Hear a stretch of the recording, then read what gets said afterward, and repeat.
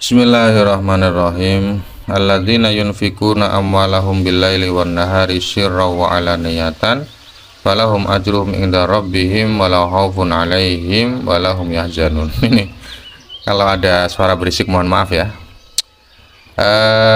Orang-orang yang menafkahkan harta mereka di malam hari ataupun di siang hari, baik mereka menafkahkannya dengan diam-diam atau dengan di depan umum ya, di hadapan banyak orang, mereka akan mendapatkan balasan mereka di sisi Allah. Mereka tidak akan ada rasa takut dan mereka tidak bersedih.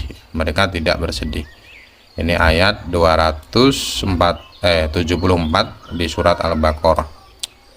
Kemudian tidak ada tafsirannya ya, 74 sekarang 75. Jadi intinya ayat tadi menjelaskan bahwa pahala sedekah itu pasti di akhirat, itu pasti ya. Alladzina yakuluna riba, ini sudah ayat yang lain, ayakhudunahu wa huwa ziyadatu fil muamalah bin nuqud wal mat'umat fil qadri awil ajal la yakumuna. Jadi ini sekarang membahas riba. Orang-orang yang memakan riba, melakukan riba ya, yahudu ini melakukan riba. Riba itu apa? Riba itu tambahan dalam muamalah, dalam bertransaksi. Ini bisa berlaku untuk mata uang ya, nukut, dirham atau dinar, emas atau perak, dan juga bisa berlaku untuk makanan. Jadi tambahan ini bisa berupa kadar ya, kadar artinya antara satu barang dengan barang lain yang saling ditukarkan itu tidak memiliki kesamaan ukuran ya, jadi ukurannya ini ya tergantung barang itu apa, bisa diukur dengan berat, bisa diukur dengan panjang atau yang lain ya. Jadi kalau dalam fikih itu riba itu ya seperti ini. Jadi ini pengertian riba secara fikih. Atau menambah ajal itu waktu penerimaan atau waktu penyerahan barang. Jadi selama barang itu kategori barang ribawi ya ini itu nukud dan matumat, ini namanya barang ribawi. Selama barang itu tergolong kategori ribawi, maka tidak boleh ada pembayaran yang tidak kontan, tidak boleh ada cicilan, pembayarannya harus kontan. La yakumuna min kuburihim illa qiyaman kama yakumul ladzi yatakhabbatuhu yasra'uhu syaitanu minal mas ail junun. Jadi orang-orang yang di dunia melakukan riba itu nanti setelah dia dibangkitkan dari kubur, setelah datang yaumul ba'ats ya, kebangkitan manusia dari kubur, itu dia akan berdiri dengan seperti halnya orang yang dibanting setan karena diberi satu kegilaan oleh setan. Jadi orang yang diganggu setan hingga di otaknya ada kegilaan, itu kan tidak bisa berdiri dengan tegak ya, berdirinya kan sempoyongan ya, karena otaknya ada kegilaan. Muta'alliqun biyakumun, jadi kata minal mas ini hubungannya dengan kata yakumu ya, dengan kata yakumun. La yakumuna minal mas ya. Jadi mereka tidak bisa berdiri.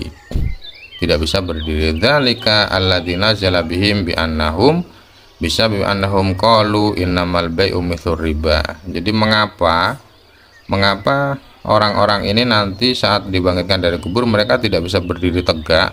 Itu yang karena ucapan mereka di dunia, mereka mengatakan bahwa jual beli itu sama dengan riba fil jawazi, keduanya sama-sama boleh, padahal kan tidak.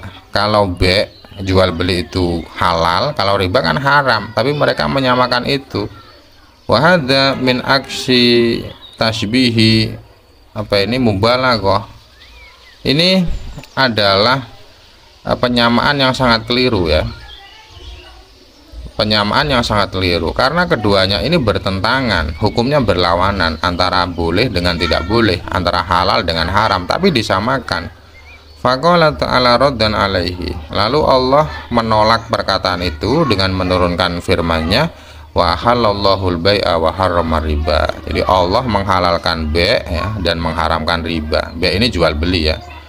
Faman ja'ahu balagahu mau'idatun wa'dun min rabbih fantaha an aklihi falahu masalaf qablan nahyi ailayas tariddu minhu.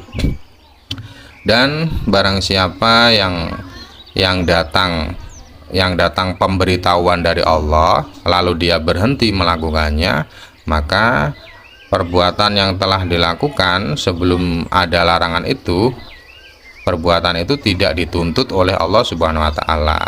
Jadi bagi orang-orang yang sudah terlanjur melakukan riba, dia belum tahu hukumnya, kemudian dia mengetahui bahwa hal itu tidak boleh, maka dan berhenti ya. Setelah dia mengetahui dia berhenti, maka perbuatan yang sudah terlanjur dilakukan itu tidak dituntut oleh Allah.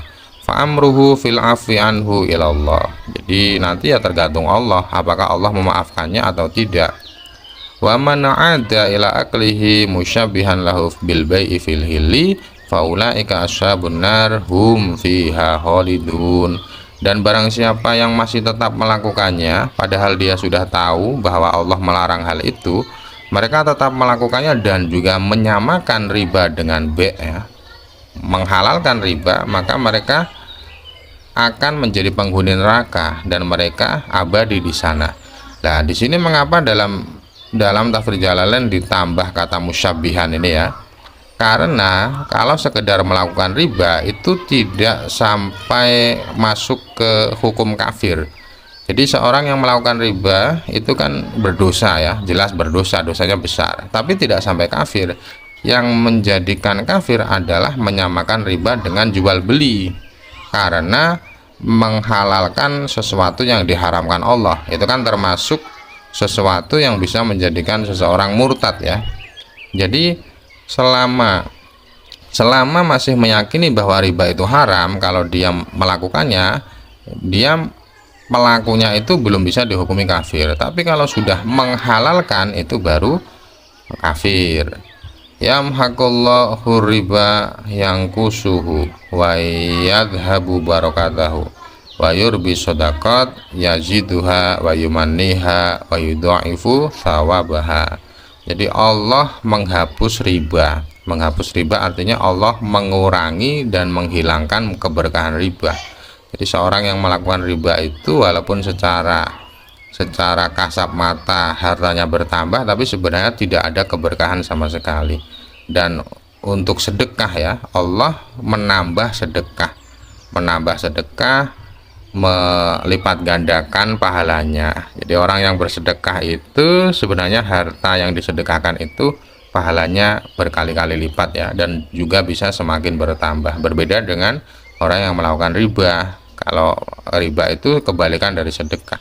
Wallahu la yuhibbu kulla kafarin bitahlilir riba asim fajirin biaklihi ayyuakibuhu. Allah tidak menyukai setiap orang yang kafir. Kafir ini maknanya orang yang menghalalkan riba, dan orang yang berdosa. Berdosa artinya orang yang memakan riba. Jadi kalau dia menghalalkan itu kafir, tapi kalau dia melakukan, sekedar melakukan, masih meyakini itu haram, itu dia dosa besar. Jadi Allah tidak suka, itu artinya Allah akan menyiksa mereka kelak di akhirat ya. La yuhibbu diartikan dengan yu'aqibuhu.